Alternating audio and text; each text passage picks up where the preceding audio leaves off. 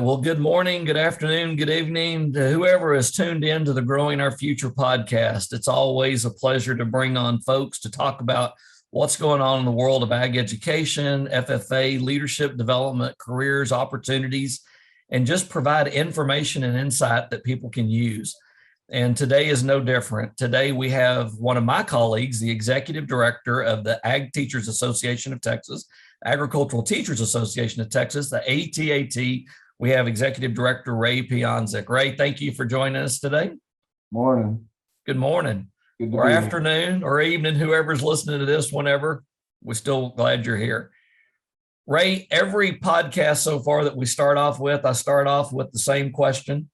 Mainly because in the world of development, at the end of every dollar or penny, we always tell people there's an opportunity for a teacher or a student. And I always like to start with the attitude of gratitude. So, Ray, what are you grateful for today? Well, always grateful to be on the top side of the earth, and grateful for all our teachers that we have in the state of Texas that know that agriculture is a very important part of our world and our community, and that we just couldn't function without it. And the opportunities that we have for students is just unlimited in terms of the ways for them to be involved in agriculture or educating the world about the importance of agriculture. That's good stuff. And, I'll echo what Ray just said. Our teachers out there, and I know we got teachers that, are in different disciplines, but our ag teachers, they carry a lot that maybe their teaching colleagues may not, and they probably don't ever get told thank you enough. And so it's nice to hear the leadership say thank you. And I think it's nice for them to hear that they are appreciated in spite of the fact that they'll never be told thank you enough. So with that, Ray, the Ag Teachers Association of Texas, tell us a little bit about the Ag Teachers Association of Texas. Maybe, the general overview. How long have you been around? How many members do you have? And then we'll dive into some professional development and maybe opportunities for teachers to learn and gain more insights. Well, our organization started in 1940 when a group of ag teachers that were teaching basically under the Smith-Hughes Act of vocational agriculture classes. The association was formed actually in College Station, Texas, and the first location when it was actually chartered in 1951 was Waco, Texas. We've had several different executive directors along the time. I think I'm number 7 throughout that. So we're 82 years old this year. And I had to count back because in 2016, we hit the 75-year mark. Our association has grown almost 400 members since 2018, when I retired, when we had about 2,100 members, and now we're hitting almost 2,500 with both student and associate members that we have. So we're at an all-time high in terms of active membership. Active teachers were around 2,430 actual active members. We hold a conference each summer, a week-long professional development conference for our members to gain their hours of professional development that they need to maintain their certificate. And that's one of the biggest parts of our organization, is allowing the opportunities for professional development, both in the summertime and throughout the year. So we're always looking for opportunities for our teachers to develop themselves and develop ways to teach our students in a new way, and staying up with the times that are out there. We also provide legal assistance for our teachers in terms of navigating through school systems is quite a challenge in today's world of what they have to do. So we provide that if they have problems with their contract or other issues in school. So that takes up several hours each day where I get to talk with teachers. And that's the best part of this job, is being able to talk to teachers and getting out to see teachers. I like getting out at different places to see and talk to teachers. So we provide liability insurance for them also if they get into situations where they need that assistance. We advocate in whatever way we can with the legislature to try to keep agricultural education and career and technology education important in the schools in terms of having the proper funding to maintain our programs, because our programs take extra money. We're not a normal English classroom, and we have supply needs and equipment needs that our teachers need extra money. So that's where the weighted funding for CTE comes in great importance there. So we try to help maintain that by advocating with the legislature to do that. And sometimes teachers just need to talk and need to, I got a text during San Antonio, a teacher said, tell me something good, I need an uplift today. And so that's what I did. I told him all the good things that he was doing and, you know, keeping up with what teachers are doing. So you can tell them the positive things that they sometimes don't realize they're doing, that they just see as their work. And it's always good things. That's good stuff right there. Hey, so you just said something. So we're going to dive into a little related question, because I think it's really a good one right here that would be applicable. So a lot of times when we're talking to folks outside of the world of career technical education, they don't understand maybe a little deeper what you just shared. And that is an ag science teacher or a CTE teacher, but we're going to talk specifically about ag science teachers. They've got maybe a few more responsibilities in their classroom. If you're working with welders or woodworking or with animals or with, you know, environmental issues in terms of greenhouses and all, there's a lot of more moving parts than just sitting in a classroom teaching English, math, or history. So there's a lot more responsibility on that teacher that their colleagues may not have. Well, and that's the case. Sometimes we have to maintain our own classrooms and repair things and get things repaired and get the quotes to repair equipment or fix the greenhouse that's not operating correctly. The water's not flowing. You got a leak, you're going to have to fix it. Many schools have animal facilities, whether it's small animal facilities where they might maintain and groom dogs and have to maintain those, or other small animals like lizards or birds or rabbits or guineas or Fish, mice. We had a gerbil, or no, it was a hamster that kept getting out, and every once in a while the kids would scream as he ran across the room. So we were, you know, had to keep an eye out for those animals, and even on weekends they have to be taken care of. You know, in our TEKS, we have the Supervised Agricultural Experience Program, where teachers have to, you know, watch either Animal Plan or other placement enterprises where kids are working or gaining those agricultural experiences. Most of them have large animal facilities that they have to maintain. You know, water leaks, drainage. One time we had a drain from a animal wash rack that we diverted, and they didn't like where we diverted it because it flowed right into a waterway, and we had to correct that. TCEQ showed up and we had to get it diverted to a sewer type system. They have gardens, greenhouses. We have a group in Texas that runs a complete cattle operation. We have a whole lot of differences in the types of facilities that we have across Texas that teachers have to maintain and take care of. They may even have to wash clothes. If they have a meats lab, they're washing the lab coats or cleaning up when kids can't finish cleaning in a foods lab situation where they have to wash the dishes because we ran too long that one day, you know, those kind of things. So Ray, how many courses in agricultural science are available to students in Texas? I'd have to count, but it's in the 20s. We have 6 programs of study. We have the agribusiness, we have the animal science, we have plant science, applied ag engineering, food science, and then the environmental science pathways. So within each of those, there's 5 to 6 to 7 courses in each of those. And all of those include one common course, and that's our Principles of Ag, which is our largest course that we have an enrollment in Texas. 2 of our other large ones are floral design, and then our basic ag metal structures, which our kind of our introduction to welding and fabrication that we have in Texas. Those are our three biggest classes that we have. So one teacher may have 6 to 7 different classes during a day. Sometimes teachers have 2 to 3 classes in a class period that they teach. I think there was one teacher that told me she had 12 different classes in a day that she had to teach.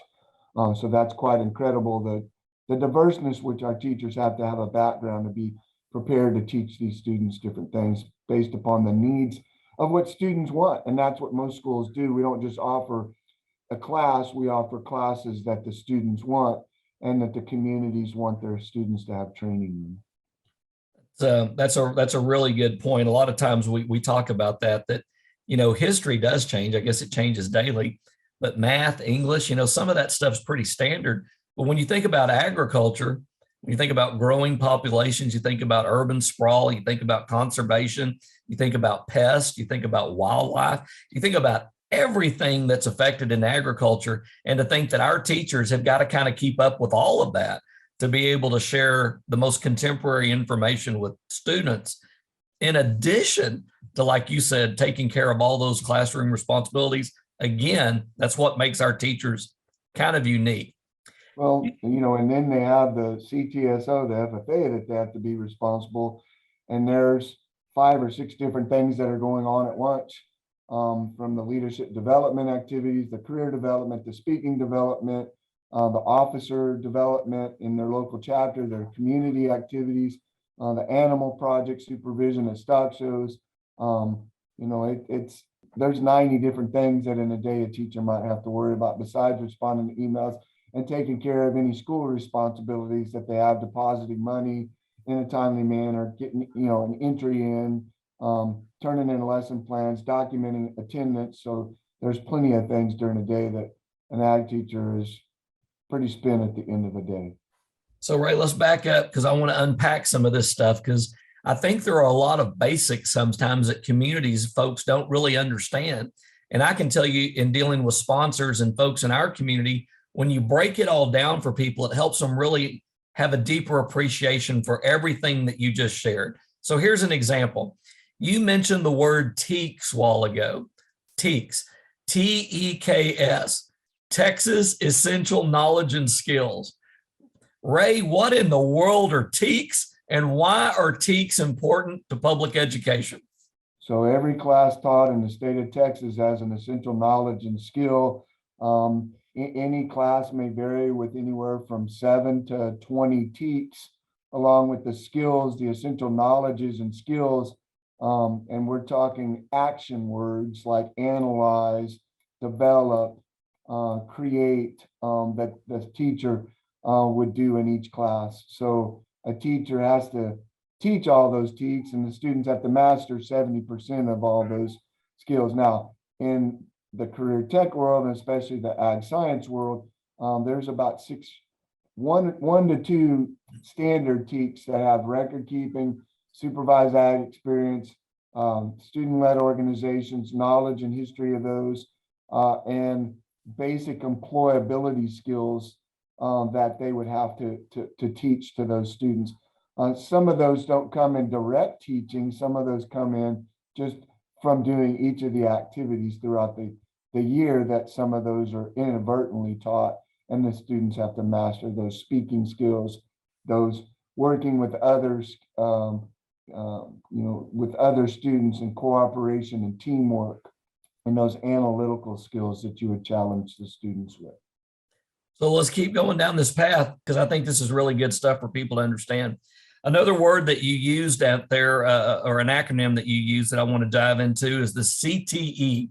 CTE. Some people hear the word CTE. Now, don't get ahead of me, Ray. We're going to come back to CTSOs. We'll start with CTEs. Career Technical Education. So when we say the word CTE, we're referring to Career Technical Education. And how many CTE courses are there, Ray? Do you know off the top of your head in the state of Texas? No, I don't know. I'd have to Google that, but we have, let me get that up real quick and see if I can get, there are quite a few different, there's AFNR, or Ag, Food and Natural Resources, Architecture, Construction, art, audio, video, technology, business, marketing, finance, education and training, energy, health science, hospitality, tourism, human services, information technology, law and public service, manufacturing, science, technology, engineering, and math, and then transportation, distribution, and logistics. So I guess that makes 14 different career clusters that we have in Texas. And each of those have two to six programs of studies within them. So there are a lot of different ones that can be taught in the Texas school system. And if I understand the laws right, that a school must offer at least two different programs of study within their school. Okay. So again, hopefully people tune in these podcasts and they become educational. I think you're onto something right here. I think when we start breaking down courses and career technical education, and we talk about TEKS, here's another one, Ray. So when we talk about career technical education, there's something special that comes with that. So unlike the amount of money an English teacher or a history teacher would get, within the world of career technical education, we get something called weighted funding. We get a little bit more money for that student that's in those courses. Ray, why does a student in CTE get weighted funding?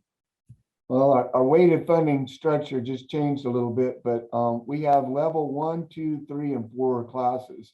Level 1s and 2s end up with 1-1, or excuse me, level 1s have 1-1, level 2s have 1-2-7, and level 3s and 4s get 1-4-7. What basically amounts to the level 1s, you don't have as much lab work, but the level 2s, 3s, and 4s are usually hands-on lab-oriented skills that you would have, or they're practically related where a teacher might travel. Now, a school has to use of that weighted funding, 55% of that for direct funds related to the actual program. So if we take an applied ag engineering course, like ag metal fabrication, you're going to have the metal, the welding helmets, the welding gases, the welding rods, the safety equipment, all that's going to have to be purchased. And if it's not purchased through some federal Perkins fund, your local school is going to have to come up with that. Teachers also need extra training, so that can be used for extra training. And in terms, many schools use that for student travel for their CTSOs, that they generate that extra funding and use that. Some of the schools that are able to travel more, they're getting more of their direct funding for doing that. But many of the courses, you go to architecture and structure, construction, the electrical courses, the HVAC, the plumbing, the masonry, all those skills need a lot of different supplies to fund those. I mean, if you take the cost of a sheet of plywood, when I was buying it 3 years ago, it was about $23 to $35. Now you're looking at $55 to $85, depending on the quality and the thickness of it. So there's a lot of different materials costs that a hands-on class. You can do arc welding virtually, but you can't build a building virtually. And so sometimes school districts are good about schools build things, sell things, and put the money back into their programs and help fund some of their programs that way, where they use those funds and just keep recycling those funds to help their programs grow and help their students develop their skills. So basically in the state of Texas, if a student is enrolled in a career technical education course, that program is going to receive what's called weighted funding. And you just went through that weighted funding. Now, how much of that weighted funding actually has to stay within that course versus how much of that money can the school district claim for administrative purposes? So 55% is direct fund. It used to be up in the 80s, then it was in the 60s. And then in 2019 in House Bill 3, we got it, Mr. McClure worked to maintain it at 55% must be used on direct funds. Now, direct funds also means that could be used for teacher salaries. So any school in Texas, I can look up and see what their direct funding is for CTE, with the CTE funds. So they have to use it. Now, a school only has to use that much, but there is some surveys that out there say that most schools are using greater than 70% on direct funds. We did have a bill that we tried to get through that kind of died in committee to get it back to 90%, but most schools are above the 55% funding. But again, that's teacher salaries also have to be out of that. So, well, you said something there too, Ray, I think is good for people to know, is that a lot of the information that we're sharing today, and no matter what community you are in the state of Texas, and I'm sure it's this way across the country, is pretty much public information. So if somebody really wanted to dive in and find out how their school was performing or how much money was there, that's pretty much public information.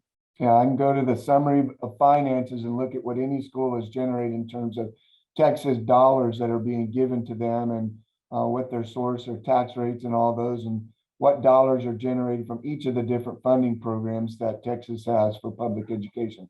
Now, we could generate a whole lot more in Texas, but again, that's another political debate that can be saved for the Capitol over here. So as we continue down this path, you said something again a while ago that I want to kind of vet out a little bit, because this is good information for people. We talked about CTSOs. So we talked about CTE, which is Career Technical Education.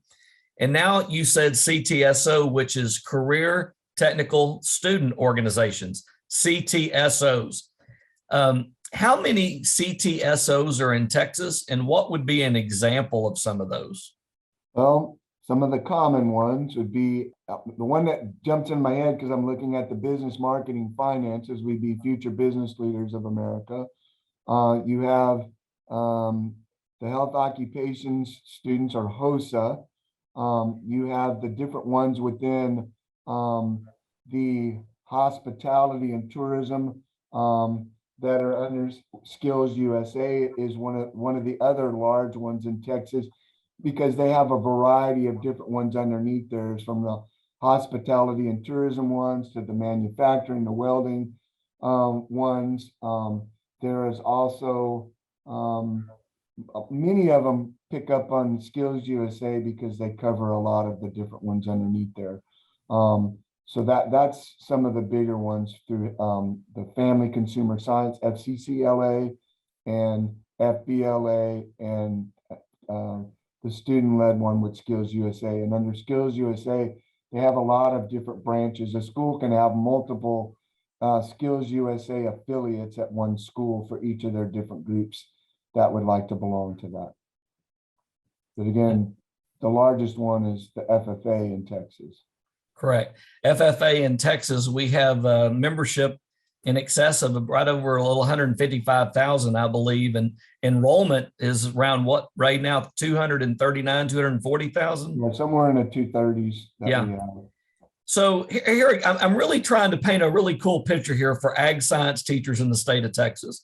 So number one, I want you to know about your association, and the public to understand that we are very fortunate to have an organization that's looking after our teachers, professional development, legal services, and I like what Ray said a while ago, just an ear sometimes, just support for a teacher. I think that is outstanding. So our teachers are in this classroom, they've got all these courses, they've got weighted funding, they've got all this responsibility. And then Ray mentioned the CTSOs, and then we have the FFA on top of that. So we're going to add another layer to what an ag science teacher does. So they have not only all that classroom, but now we have the FFA organization. And the way that I liken that to people, when they ask me, they said, Aaron, I really don't understand how all this is put together. I said, think of it this way. Think of college. We would go to lecture in the morning, and then we'd go to lab in the afternoon. So ag science education is like lecture. So I go into Mr. Pieniazek's classroom, and he teaches me about maybe, animal science. It could be large animals. It could be crop science.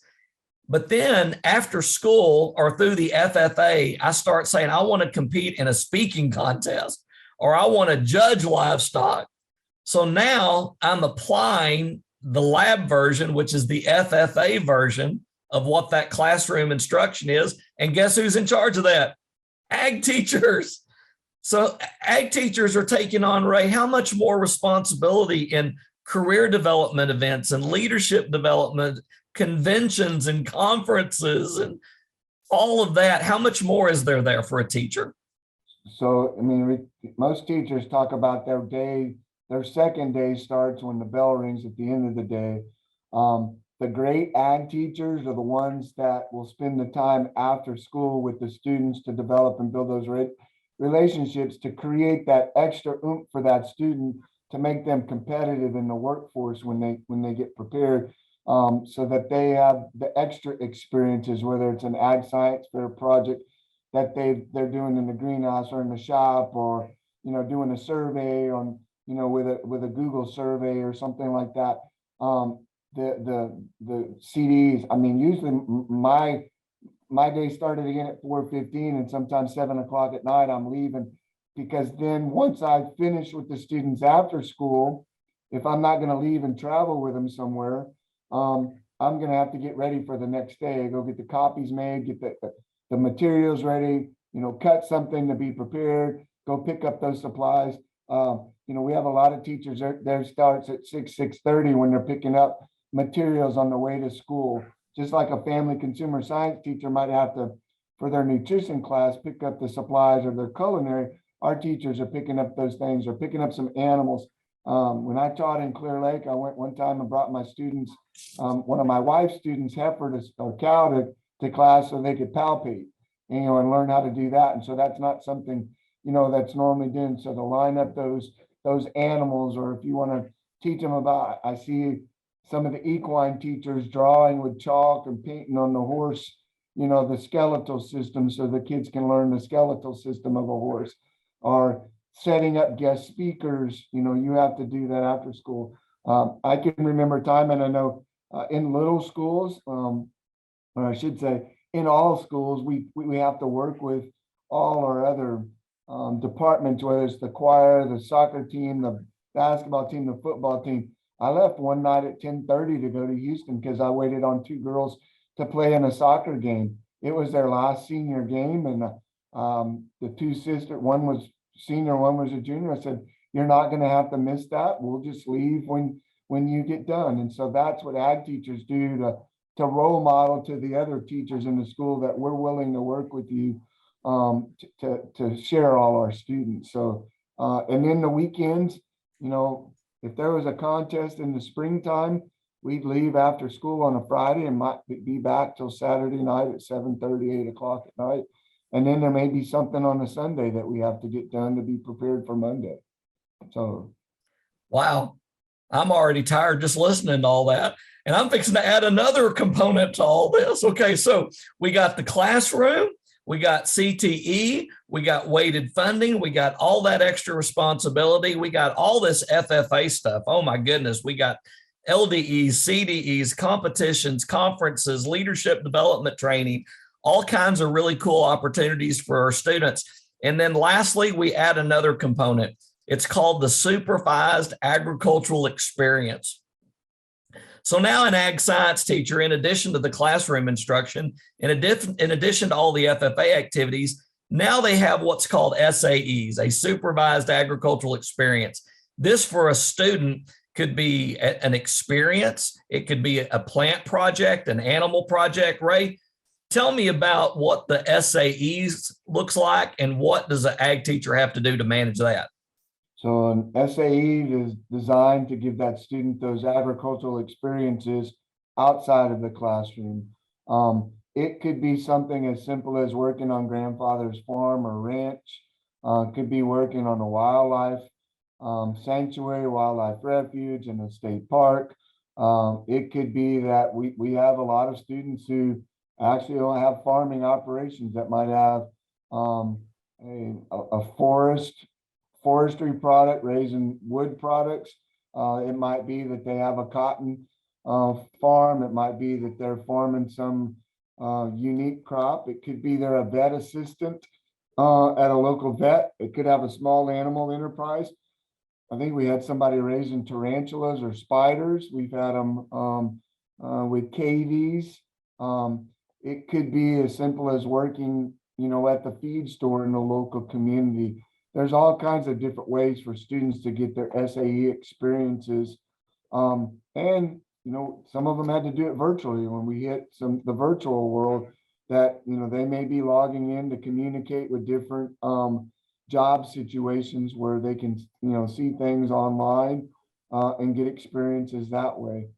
We have a lot of students that get certifications through the veterinary assistant program, and they have to log so many hours to get those hours of credits to get that vet certification there. But it is part of the curriculum where they'll log their hours, maintain documents, learn about tax documents, their expenses, their income, all those things related to keeping track if that project is profitable, and then filing the income taxes for it. Again, here we go again. So you add all of this together. This is an ag science teacher, not only in the state of Texas, but across the United States. A very unique educator, if you will. Think about supervised agricultural experiences. You could have students with agri-science. You could have students with beef projects, with swine projects, lambs, goats, plants, fish. You said tarantulas and lizards and everything. Think about all that responsibility of that educator. And Ray, you get to represent the organization that supports all those teachers. Yeah, and when we plan our professional development, SAE is a big, important part. So we give ideas and help out. I mean, we have a changing ag teacher market, and we're having some that have a love of education and have not as much experience in the ag world, but know that they have a lot of different opportunities to be an ag teacher. And so we have to provide a lot of training in different areas so that they can become versed in all the areas of that a teacher might have to supervise. Because, even if they grew up raising sheep, they may not have any knowledge of goats or swine or cattle or poultry. So there's a whole wide variety of products that students that might have that they have to gain knowledge. So we have to provide that training for them and the opportunity for them to learn about some of these things. So what's the end result of all this? Here's something I think we get to brag about. And by the way, they say when you're proud of something, you want to share it. Well, I'm kind of proud of everything that you just heard. And here's the reason why. Because the fact that we've got these teachers that step up, that do that classroom, they do that career technical education thing, they meet those Texas essential knowledge and skills of classroom instruction. They're involved in all those FFA activities. They're involved in all those supervised agricultural experiences. Here's what we know. We know that in the state of Texas, the students that do all this, they graduate at a higher rate than their peers. They go to college at a higher rate than their peers. They finish college at a higher rate than their peers. They have fewer incident reports in high school than their peers.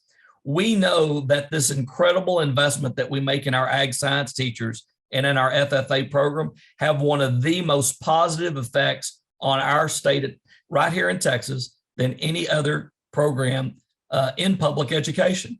Just within our CTSO, not taking in FCCLA, not taking in the other 8 CTSOs, just within the FFA program, $2.3 million in award and academic scholarships, in addition to professional networks, in addition to career possibilities. And it all starts because we got an ag science teacher that we invest in that does all those things. I think that is incredible. Well, every day my Facebook feed is filled with former students and ag teachers primarily. And every day I look at the students who are on my national teams, and I think about the great things that those kids are doing and that are involved in the professional world of what they're doing. I'm looking across at some accountants, some doctors, some lawyers. So we're not only training the agriculturalists, but we're training all the other community specialists that our world needs, and preparing them for those situations where they're going to make a difference, in the daily lives of someone else.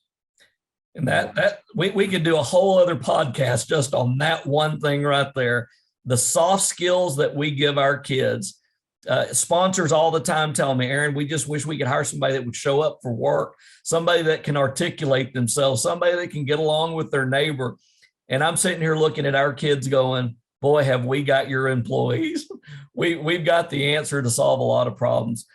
Ray, I know that, so we just painted this incredible picture of what an ag science teacher does, not just in Texas, but across the country, but they got to be supported.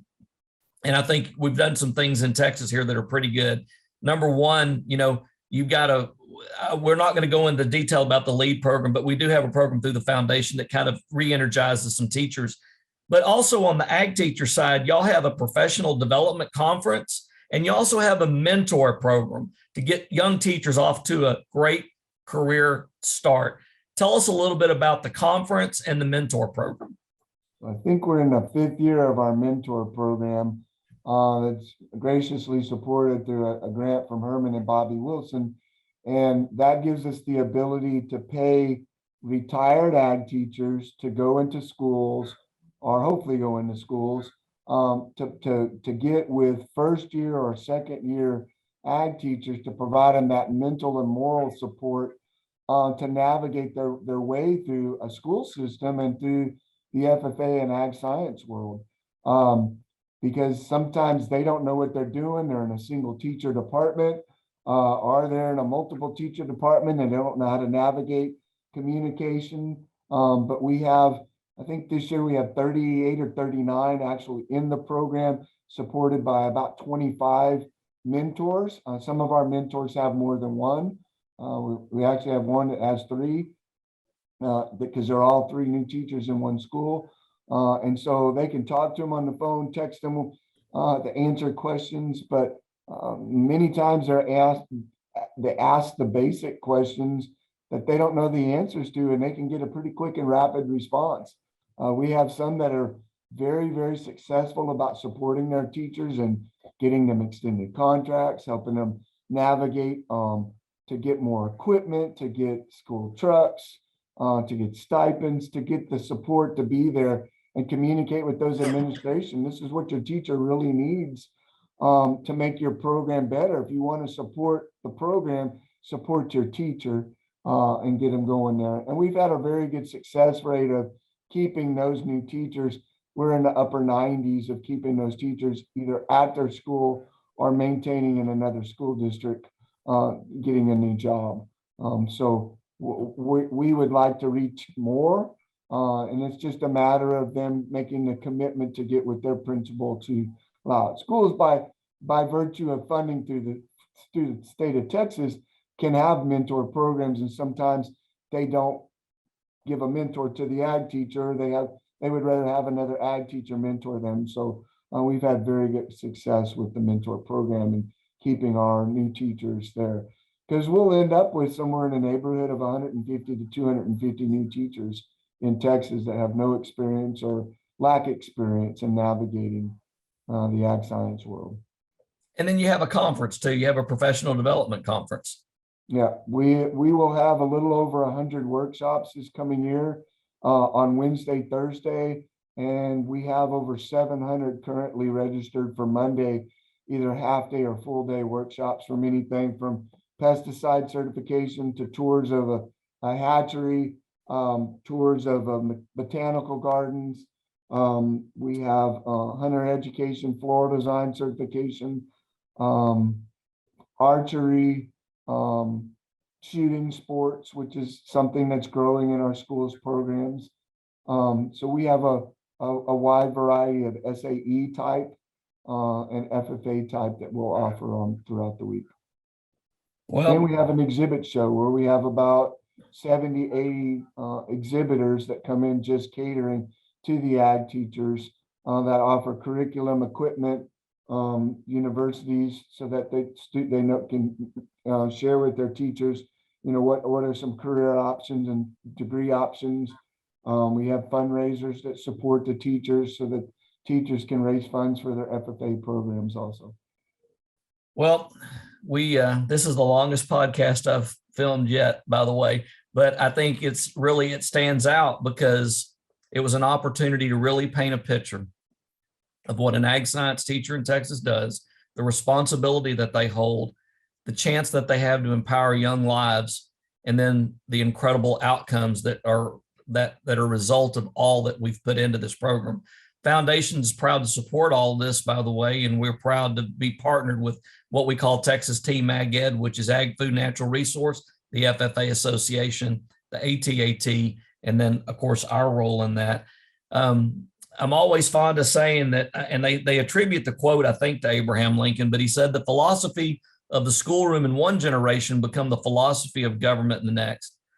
When you let that sink in, you realize just how important it is that your educators are encouraged and empowered and equipped to be successful. And I think in Texas, we've got a good model here. And I think the result is in all those student scholarship opportunities, career opportunities, and success in their business ventures. Ray, thanks for joining us today. I always say, if you want to know what the future is, grow it. Well, you grow something by planting seeds, nurturing it, and taking care of it. And so hopefully there was some information shared today that somebody could say, you know what, I didn't really understand what career weighted funding was, or I didn't understand all the different opportunities within FFA, or I didn't understand all the support that my teachers association provides. So maybe we planted some of those seeds today that we can grow an even better Texas Team Ag Ed. So thanks, Ray. And as a teacher, whether you're an ag teacher or English or math, if you touch that one student, and I think back, there's one memory that always sticks into my head of a young man that, he was troubled in school, but he came back, showed up in my shop one summer, and he looked at me and he said, I just wanted to let you know I made something of myself. That will forever stick in my head and in my throat, because that's all it takes for a teacher to keep going, is knowing that they made a difference in one student's life each year of their career. And when students share that, that means the world to them, that, when you can make a difference in a kid and change their life and put them on the right path, that's what makes it all worthwhile. And it'll keep you going for another year. I agree with you, by the way. And by the way, I resemble that remark. Thank y'all for joining us for Growing Our Future. Look forward to the next episode and more great insights down the road. Thank you.